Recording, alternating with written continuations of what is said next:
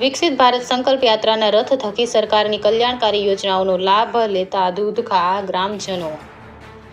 વિકસિત ભારત સંકલ્પ યાત્રાના સ્વરૂપે ભારતભરમાં પરિભ્રમણ કરતા રથનું ગામે ગામ ઉમળકાભેર સ્વાગત થઈ રહ્યું છે. સરકારની કલ્યાણકારી યોજનાઓથી વંચિત ન રહી જાય તે ઉદ્દેશની સાથે શરૂ થયેલ રથ તારીખ 25મી જાન્યુઆરી સુધી તમામ રાજ્યોમાં ફરશે. સમી તાલુકાના દૂધખા ગામમાં પણ આ રથ આવી પહોંચતા ગ્રામજનોએ રથને ઉમળકાભેર વધાવી લીધો.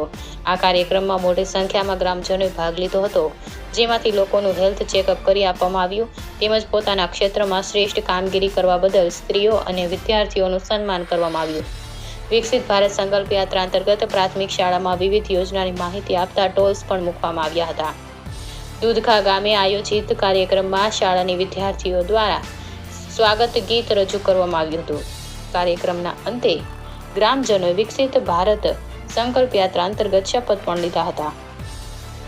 કાર્યક્રમમાં ગામના સરપંચ, જિલ્લા પંચાયતના પ્રમુખના પિતા બાબુજીભાઈ ઠાકોર, તાલુકા ભાજપ પ્રમુખ બાબુજી અજાજી, તાલુકા પ્રમુખ સંજય દવે, તાલુકા હેલ્થ ઓફિસર મહેતા સાહેબ, મેડિકલ ઓફિસર પટેલ સાહેબ, તાલુકા સદસ્ય અનિરુદ્ધસિંહ રાઠોડ, પૂર્વ ભાજપ પ્રમુખ ભૂપેન્દ્રભાઈ ઠાકોર, તલાટી એમ કટારિયા તથા પ્રાથમિક કન્યા શાળાના આચાર્ય કલાભાઈ, સરકારી હોસ્પિટલનો સ્ટાફ તથા દૂધખા ગામના આગેવાન ગુગાજી મોહનજી, મેલાજી ગાંડાજી, પંચાલ સોમાભાઈ, મુસાભાઈ, વલીભાઈ ઠેમ, દલવાડી રમેશભાઈ, ગીતાબેન રબારી તથા અધિકારીઓ તેમજ ગામના શાળાના શિક્ષકો, વિદ્યાર્થીઓ અને ગ્રામજનો ઉપસ્થિત રહ્યા હતા.